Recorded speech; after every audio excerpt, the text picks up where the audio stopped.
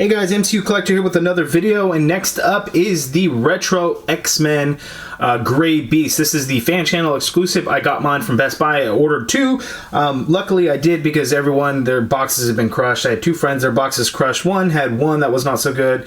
The other one, they came out just fine actually. Mine wasn't so much of a crushed box, but this one came out kind of messed up. Like the cards all bent up, a little creased, and then there's some kind of something like on the outside. I don't know what's going on with it. So luckily, obviously, one is going to open. The other one is already hanging on my wall. If you follow me on Instagram, the pictures that you saw were of the good one.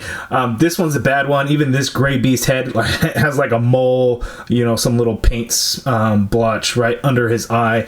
But this is the review one, so let's get right to it.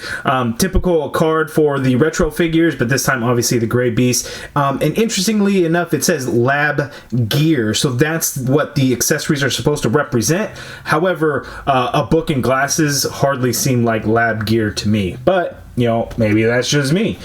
Here on the back, you see Marvel's Beast. They're supposed to be like, you know, the action feature, whatever. You would think it would show the interchangeable head like the Spider-Man ones did, but I'm sure this one was planned before this retro Spider-Man wave, or who knows really, since I got that one before I even got this one. But the bio for him reads, while the Beast is incredibly strong and astonishingly agile, he is also one of the world's leading experts in biochemistry. When he is not fighting evil alongside the X-Men, he devotes his time to expanding the frontiers of human knowledge. Holy shit, that was probably the longest bio that Hasbro has ever put on a Marvel Legends figure. But let's get right to it, open it up. I'm very excited. Okay, so I'm zoomed out a little. Ah, damn it! Okay, so I'm zoomed out and it's falling. Damn it! Okay, so anyway, you can balance this guy on one hand. It can be really tricky and you really have to get your balancing in. I really wanted to show him reading the book. So it's just all kinds of stuff. And I did it on top of this barrel because of the styrofoam of my dial floor. You know, made it a little bit difficult. So it's just a matter of getting it balanced. I had him up for a good minute. Then I turned the camera on, and you guys would have seen that already, but the balancing act can be really tricky. There he is. I think he's starting to fall over, but let's take a closer look at his accessories and then take a closer look at Beast.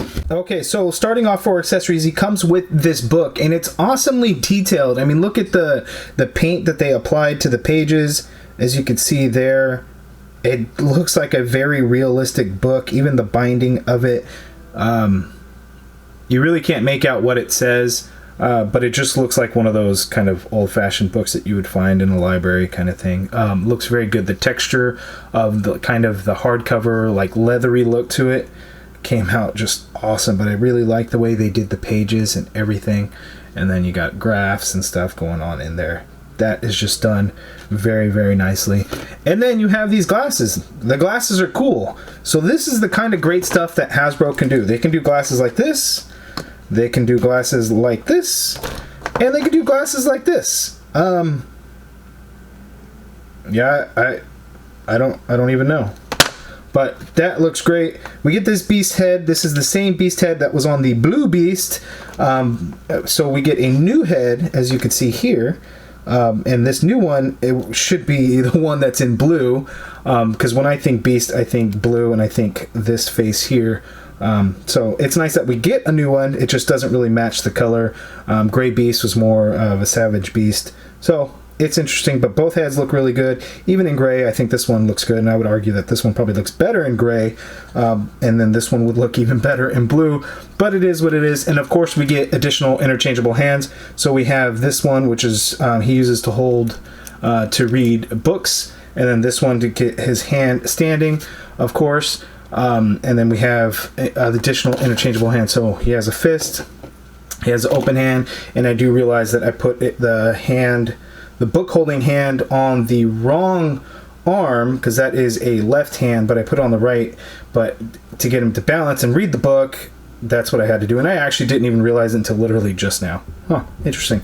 Let's zoom in on Beast. Okay, here's an up-close look at the Beast figure, and you can see I really like this head sculpt. We get some blue, a very bluish hue gray on top of his hair. His hair is black, otherwise eyebrows, bright blue eyes. We get a little bit of pinkish color for his lips.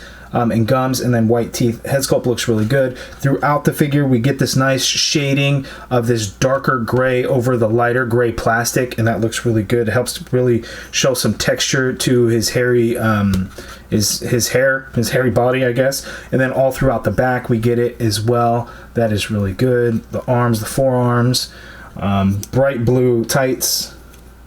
And then we get that shading throughout the hair. This is the exact same figure that was in the Caliban. Was it Caliban? Caliban Wave Beast. So there's not really any different. We just get a different color. And I will show you guys the side-by-side comparisons with this beast, the Dark Beast, and that first beast. So let's zoom out and look at his articulation first. Okay, so let's go over Beast's articulation because there is a lot to go over with it. So he can look down somewhat. His chin kind of really goes down, so that really kind of hinders and gets in the way. But he can look all the way up, so that's good. So if you got him kind of upside down and doing some stuff, he can look any which way. We get some pivot going on in there. Of course, full rotation, which is very easy to rotate, actually. Shoulders go up that high or straight out. Basically, you get a full rotation. Of course, there is a butterfly joint, so a little bit cross going forward, but again, these butterfly joints always work out going back a lot further. There is the upper bicep swivel there. You get a double jointed elbow, which gives you a little bit more than 90 degrees, which is solid, but as you can see, his bicep is quite large, so you can't get a whole lot there, but with how they do it, it does work out a lot better than some others. So again, this diaphragm, this is like the retro Spider-Man kind of took its cues from this one, I would say, because you can get the diaphragm joint to tilt that side, tilt the other way. You get forward a little bit. That's just the diaphragm by itself without the ab crunch.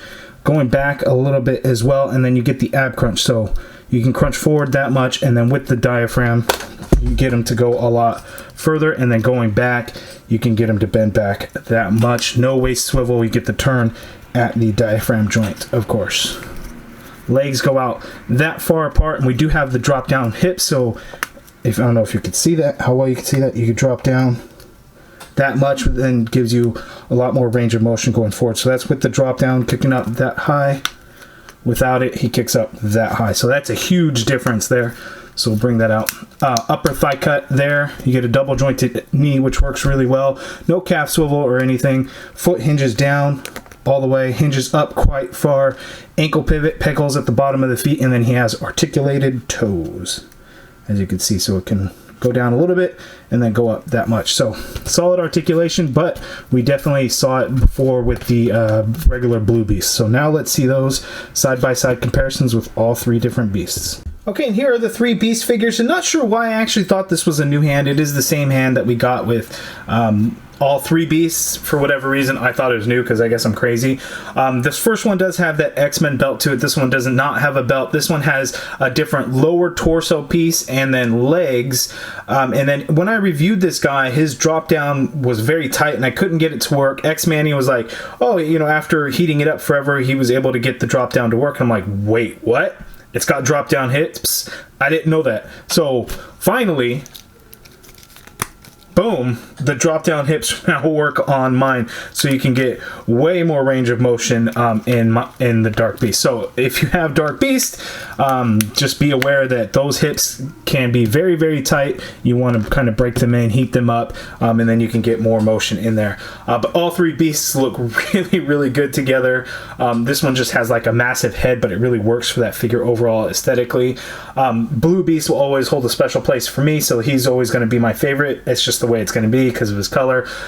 This one's probably the best out of the three because this thing is awesome. That head sculpt is insane. The metallic blue pants, everything about this one is really great. It's just blue is, you know, my favorite.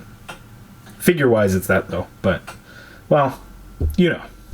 You guys let me know which one of the three is your favorite in your collection, or if you haven't already gotten this, what do you think of the Gray Beast? Let me know down in the comments below. Okay, now let's see how these glasses are going to work. Now, I did see Unparalleled Universe's review, and he couldn't really get on there. I did watch some of E. Rivera's review also, and the glasses just don't really stay, so it just kind of depends.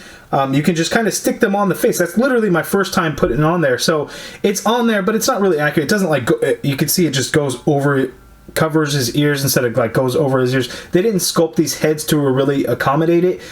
He would, I guess, be able to kind of hold the glasses if he's like, you know, doing something and just like thinking. You can have the glasses like in his hand kind of thing, but actually on his face. You just kind of push them on there, and then like the force of stretching it out will kind of hold it in place. And you know what? I think that looks pretty good. But the other head sculpt, I don't think that's going to be something that's going to work. So let's check that out. So to change the heads, simply pop it off. Very easy. Pop that one on, or it doesn't really pop on, it just goes on.